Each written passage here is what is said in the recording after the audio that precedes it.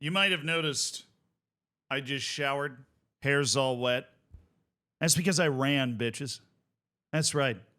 Each of the last 2 days, I ran over 5 miles each.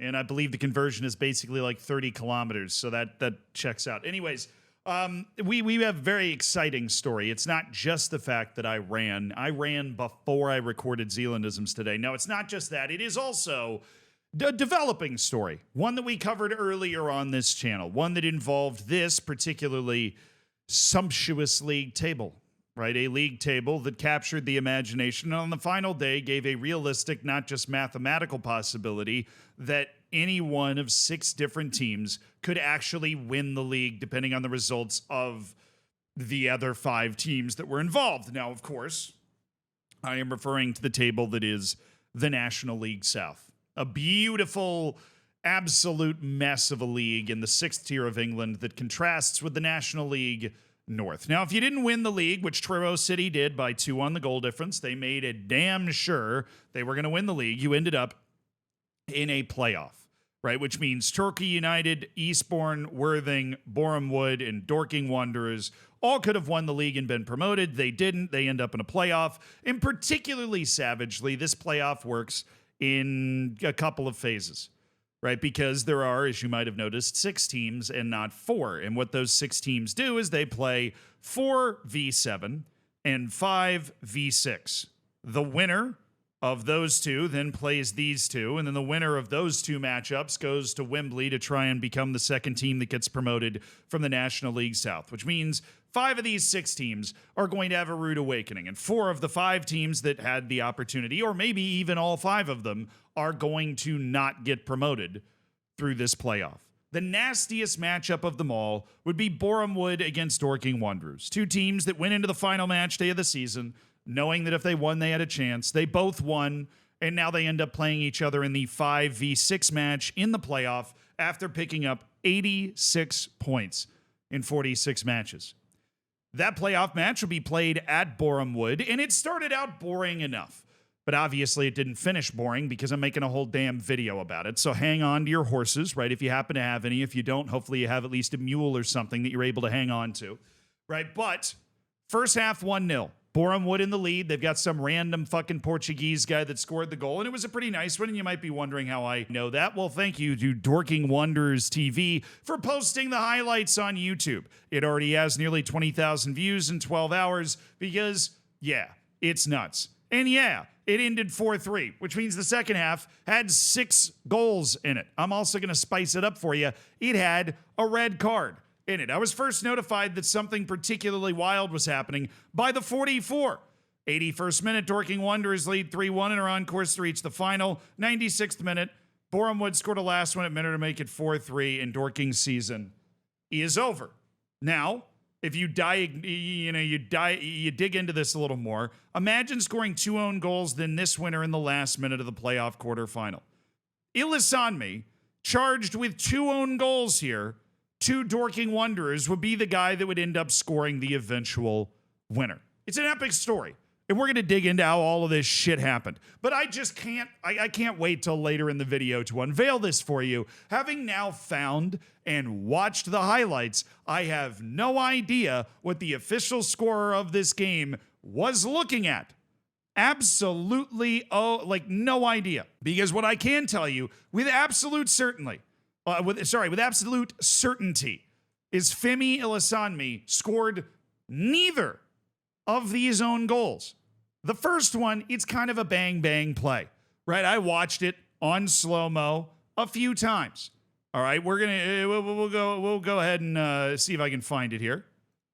But it is not Ilisanmi that hits this ball. Right, well, let's see. Let's let this run for a little bit. Right here. Ilisanmi is 3.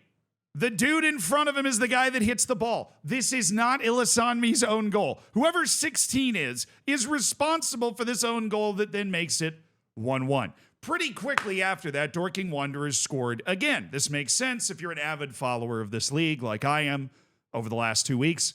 And Dorking Wanderers is the highest scoring team in the entire league, so they're able to find another goal just like that. It's a bullet header near post. Keeper probably should have done better. And then there's a third own goal. And this one's worse. This one is worse. It's not just worse, okay, it's not just worse. Well, there's a lot of reasons it's worse. It's worse for the team. It's worse for the scorekeeper that they got it wrong and gave it to Ilissanmi. And, well, it's worse for the team again. Because a red card. Dorking Wanderers got a red card. A dumb one. A second yellow card for him, what was essentially a professional foul when you're already on a yellow. Every 10-year-old knows that at least 50% of the time you should not do that. This guy apparently 100% of the time doesn't know that you shouldn't do that. I know that's not how percentages work, but just go along with it. So he commits this professional foul. It's this dude right here, 67th minute. He gets ejector seated from the game with Dorking up 2-1 at Boreham Wood with it all on the line. Have I not mentioned that there is not a second leg to this shit? It's one game. Literally one game. One game, one ring to rule them all here.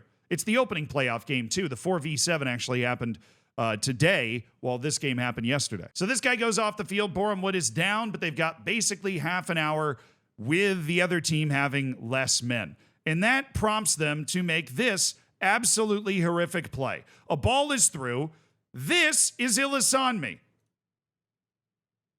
That is not Ilissanmi, who just accidentally passes the ball basically back into his own net. It's some dude named Bush. And honestly, he had an okay game.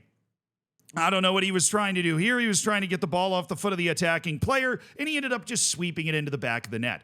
That's the own goal that, again, was credited Ilissanmi. So I'm going back to this, right? He didn't do either of these. This was not Ilissanmi's fault. It just wasn't. But then all of a sudden, after that second own goal, as happens every once in a blue moon, and it's indescribable, because at this moment, they've already been up a man for 15 minutes. They haven't created a ton. And now Dorking Wanderers have been gifted a goal on what was just a mishandling of a long ball by the defense. This game should be over. All Dorking Wanderers has to do is get through a little less time than they've already gotten through down a man without giving up 2 goals, and the match is done. But for some reason, if you played this game out from this point 100 times, at least 80, probably 90 and maybe even more, Boreham Wood wouldn't have had a chance. The script just flipped. It flipped instantly. They've got a guy on loan from Birmingham City. He scores a long shot from outside the box, picks out the bottom corner like he's prime time Iniesta. Okay? Just, from like 22 yards, first time shot, just rips through a crowd. Keeper clearly doesn't see it until late, and it finds the bottom corner. 3-2. Lights a fire under their asses. 89th minute. Corner. Short side. Bullet header right into the top corner. Beautiful. 3-3. The place is going absolutely bonkers. Dorking Wanderers has no idea what's going on. 6 minutes of stoppage time is thrown on the board. And when I tell you Dorking Wanderers should have conceded far before Ilissanmi ever got into the picture, I mean it. Freaking Boreham Wood had 2 really good chances. One was a fantastic save. One was a block off the line. And if you don't believe me, look at this shit. Boom. Save. Oh, that's big time. The atmosphere, the crowd, absolutely nuts. Here's the second chance. A minute later. Cheeky back heel. How does that not go in? And it's scrambled away off the line. How in God's green earth has that ball not gone into the back of the net? And then, of course, after all of that, is the moment that brought me to this. A corner that is just headed down, and Ilissanmi, a defender, takes a touch, figures why not, I'm going to have a go. And to the disbelief of essentially everybody at the ground, Boreham Wood managed to pull off a miraculous, a ridiculous comeback. And the drama is, of course, heightened by the fact that this goal essentially ends Dorking's season and propels Boreham Wood to the playoff semifinal. They are now 1 match away from Wembley. There is no second leg, like I said earlier. So this is it. This one moment from Ilissanmi, he takes the touch, and like any great center back goal late in a match that isn't a header, he hits probably the shot of his life.